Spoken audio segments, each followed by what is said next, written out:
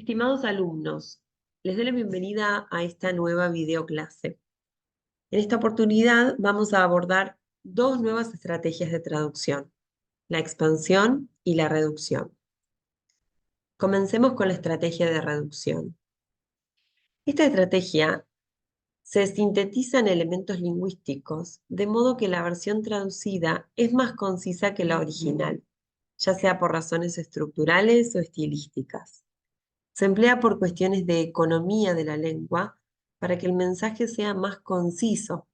También se emplea para evitar redundancias y cuando una frase puede reemplazarse por un término específico que ya existe en la lengua meta. Veamos algunos ejemplos. En el TO tenemos a Protestant may become Catholic, a Christian may become a Jew. Y en la traducción decimos un protestante puede volverse católico, un cristiano judío. Este es un ejemplo que tiene una coma elíptica. De todas maneras, debemos recordar que cada autor tiene su propio estilo, que muchas veces es necesario respetarlo en las traducciones. Veamos otro ejemplo. Every now and then, en nuestro idioma podemos decir lo mismo con cada tanto.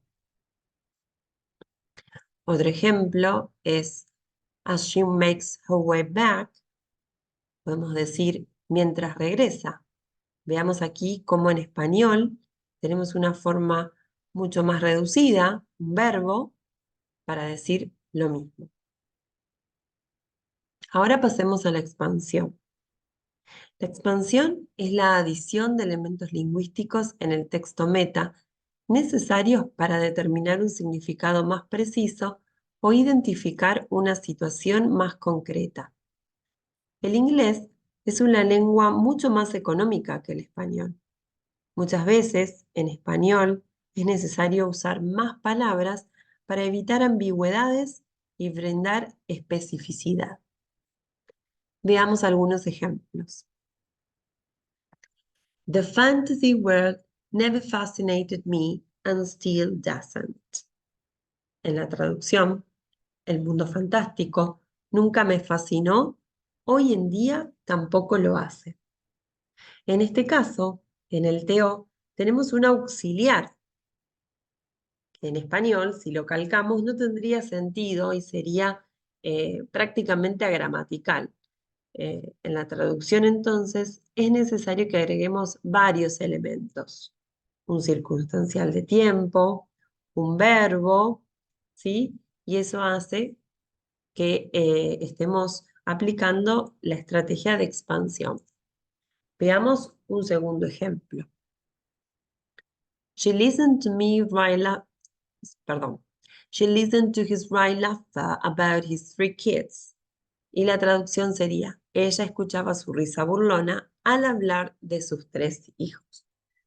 En este caso, tenemos una preposición, la cual necesitamos expandir, porque si la calcamos y decimos su risa burlona sobre sus 3 hijos, esta oración sería agramatical, primero porque no podemos usar la preposición sobre en este contexto, refiriéndonos a burlona, y porque además el mensaje no sería claro.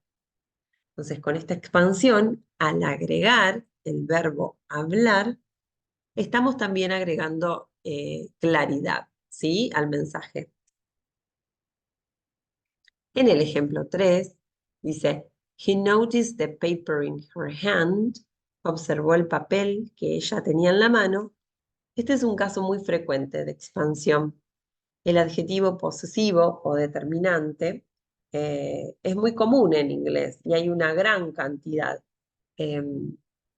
Depende en inglés del género y el número, mientras que en español tenemos el determinante su, que aplica tanto para femenino como para masculino, y a veces también para plural.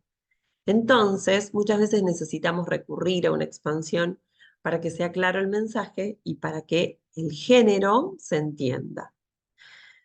Todo esto debemos pensarlo al momento de traducir, es decir, pensar en el lector, cómo hacemos para que el lector entienda a quién se está refiriendo la expresión. Por último, quisiera hacerles, aquí tenemos otro ejemplo, she nodded, ella sintió con la cabeza. Una aclaración, por último quiero hacer una aclaración sobre la expansión. El inglés es una lengua que tiende a nominalizar, por lo cual muchas veces las oraciones carecen de verbos conjugados. En cambio, en español, esto va en contra de la normativa de la lengua, por lo cual es necesario verbalizar y agregar un verbo conjugado en la traducción. Veamos un ejemplo. The bodyguards carry nothing. Hands-free should they need to draw their weapons. Los guardaespaldas no llevan nada. Tienen las manos libres por si necesitan sacar sus armas. En este ejemplo, tenemos que agregar un verbo para que la cláusula sea gramatical. ¿Sí? Bueno, recuerden que tienen más ejemplos en el manual del instituto y que esta semana tienen un foro en el cual les pido que agreguen ejemplos de expansión y reducción que puedan encontrar en la novela policial con la que estamos trabajando. Y también recuerden que tenemos un taller sincrónico, eh, que bueno, los espero a todos, que espero que puedan participar. Y si no, recuerden que después, por supuesto, que se sube la grabación del mismo. Les deseo una muy buena semana.